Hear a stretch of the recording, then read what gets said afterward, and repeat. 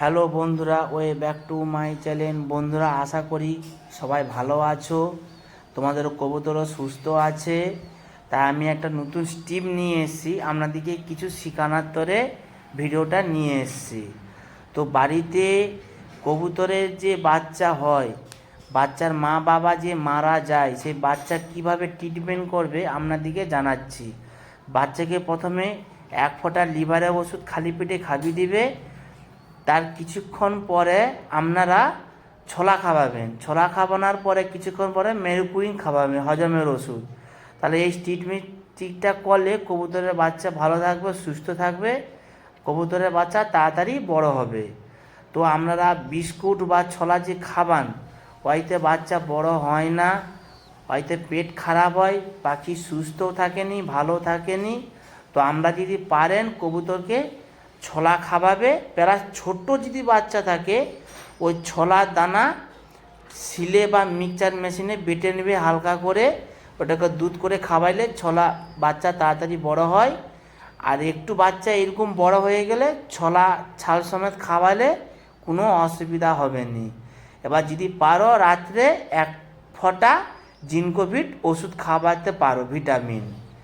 এই ভিটামিন আপনারা প্রয়োগ করতে পারেন। এখন দেখাচ্ছে মেরুকুইন, মানে হজমের ওষুধ। এই হজমের ওষুধরা বাচ্চাদিকে 1 ফোঁটা কি 2 ফোঁটা দিতে, আর বেশি দেওয়া যাবে না।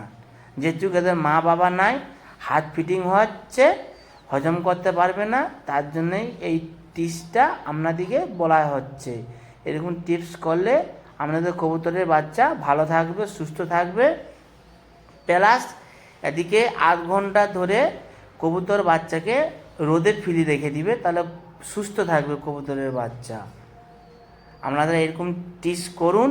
এরকম টিপস করলে কবুতরের সব বাচ্চা ভালো থাকবে। এদের মা বাবা মারা গেছে, আপনারা এরকম পদ্ধতি ট্রিটমেন্ট করলে আপনাদের বাচ্চা একটাও মারা যাবে না, সব সুস্থ থাকবে। আর এই তোমরা রাত্রে ছোলা ভিজিয়ে দিবে, সকালে খাইয়ে দিবে।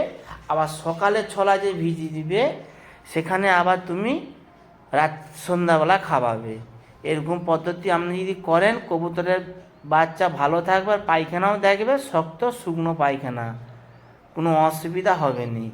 এই বাচ্চাগুলো দেখুন, এই বাচ্চাগুলো মা বাপ অল্প টাইমের মধ্যে মারা গেছে।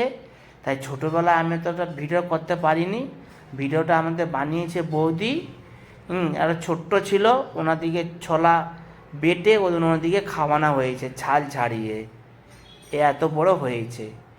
আপনাদের আশীর্বাদে মোটামুটি কবুতরের বাচ্চা ভালো আছে। তো এই স্টিপ আমরা যদি করতে পারেন ভালো। তো ভিডিওটা ভালো লাগলে চ্যানেলটা সাবস্ক্রাইব করে, নতুন যারা আছে সাবস্ক্রাইব করে দিন।